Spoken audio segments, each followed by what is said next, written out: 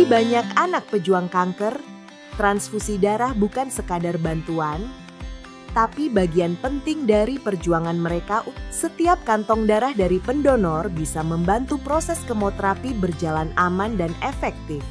Karena di balik setiap tetes darah, ada harapan baru untuk adik-adik yang sedang berjuang melawan kanker.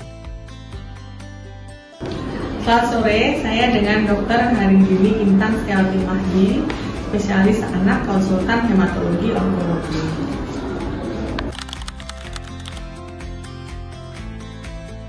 Ya, namanya juga kanker ya, jadi pasti ada yang terganggu produksi darah, ya kan? Jadi seperti HB, leukosit atau trombosit yang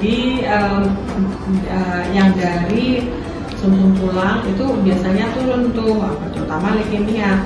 Biasanya HB-nya turun, trombositnya juga ikut turun. Jadi kita untuk mempersiapkan kemoterapi kita harus koreksi dulu.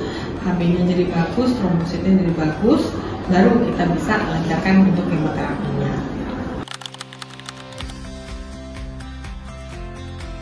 Manfaat donor darah untuk pejuang kanker itu pasti untuk menstabilkan darahnya itu sendiri, karena apa? Karena ya itu tadi kita untuk produksi kemo, jadi anak-anak tuh nggak jadi lemas, makannya juga oke gitu kan, terus kemudian kemoterapinya juga lancar.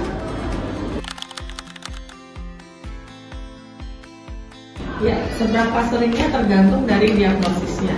Kalau kasus-kasus seperti leukemia, ya LLA ataupun AML, mungkin lebih sering daripada kasus-kasus dengan solid tumor. Biasanya untuk kasus LLA atau leukemia limfoblastik akut itu 2 minggu pertama kita butuh bantuan darah, entah itu darah merah ataupun darah putih. Begitu juga pada kasus akut myeloid leukemia. Sedangkan untuk transfusi darah pada tumor padat biasanya dibutuhkan pada saat setelah kemoterapi atau pada saat awal diagnosis bila didapatkan kasus pasien stadium 4 yang metastasis atau penyebarannya sampai sudah ke sumber tulang. Halo, saya Ruth Setiawati, saya pengurus Yayasan Kanker Anak Indonesia.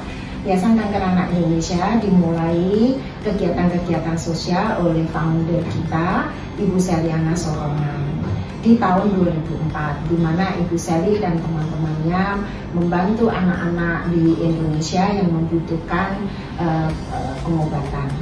Di Yayasan Kanker Indonesia kita ada 4 program saat ini. Satu adalah pemberian obat-obat kanker, dan yang kedua adalah pengantaran atau penjemputan anak-anak dari rumah dan ke rumah sakit. Dan yang ketiga adalah family support, di mana kita mensupport tidak saja pasien atau anak-anak, tapi juga keluarganya.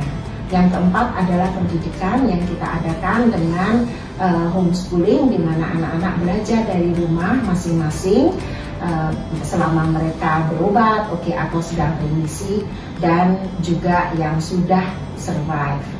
Yang kelima yang kita akan berdirikan adalah rumah singgah yang rencananya kita akan buka di akhir tahun ini atau di awal tahun 2020.